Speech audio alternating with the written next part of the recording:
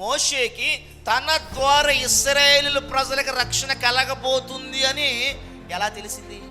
ఎవరు బోధించారు ఇదంతాను? ఒరే, నువ్వే రక్షించాలి, నీవే రక్షకుడివి, నీవే విమోచించాలి, నీవే విమోచకుడివి ఇశ్రాయేలు ప్రజలను ఏమైనా కానీ వాగ్దత్త దేశంలోకి వెళ్ళవలసిన అవసరం ఉంది, తీసుకెళ్లాల్సిన అవసరం ఉంది. అది నీ ద్వారానే జరగబోతుందని ఎవరు నేర్పారు? తల్లి నేర్పింది. మోషే పెద్దవాడైనప్పుడు ఏమన్నాడు? ఈ ఆస్తులు నాకు వద్దా, ఈ అధికారం నాకు వద్దు, ఈ వెండి బంగారం నాకు వద్దు అనడం లేదా?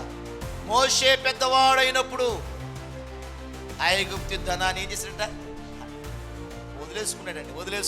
ఎవరు నేర్పుది ఇదంతా? ఈ బోధ అంతా ఎవరు నేర్పారు? ఈ విశ్వాసం అంతా ఎవరు నేర్పారు? తల్లి నేర్పింది. తల్లులుగా మీ బాధ్యత ఎంత బాధ్యతాయుతమైనదో చాలామందికి అర్థం కావట్లేదండి. ప్రతి బిడ్డని దేవుని కొరకు మనం పెంచాలి.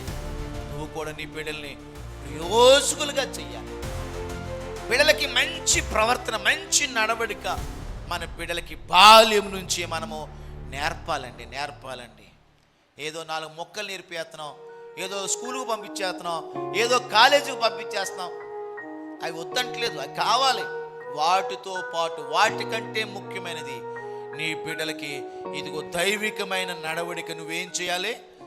నేర్పాలి. కొంతమంది తల్లిదండ్రులు ఏం చేస్తారంటే ఆదివారం కూడా స్కూల్ పంపించారు, ఆదివారం కూడా కాలేజీలు అండి, స్పెషల్ క్లాసులు అండి.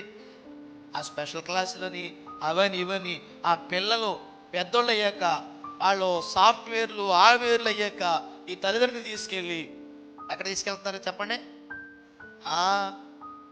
వృద్ధాశ్రమాలు వదిలేసిపోతున్నారు. అంతే చూస్తుంటే కళ్ళని నీళ్ళు చేస్తాం.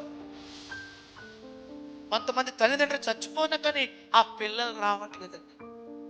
తల్లిదండ్రులు చచ్చిపోతే రాకుండా ఉన్న పిల్లలు ఆ చదువు ఎందుకంటే, ఉద్యోగాలు ఎందుకండి? నేర్చుకోవాలి మనం. అందుకని పిల్లలకి నేర్పాలి ముందు నుంచి. దేవుని స్తోత్రం చెప్పండి.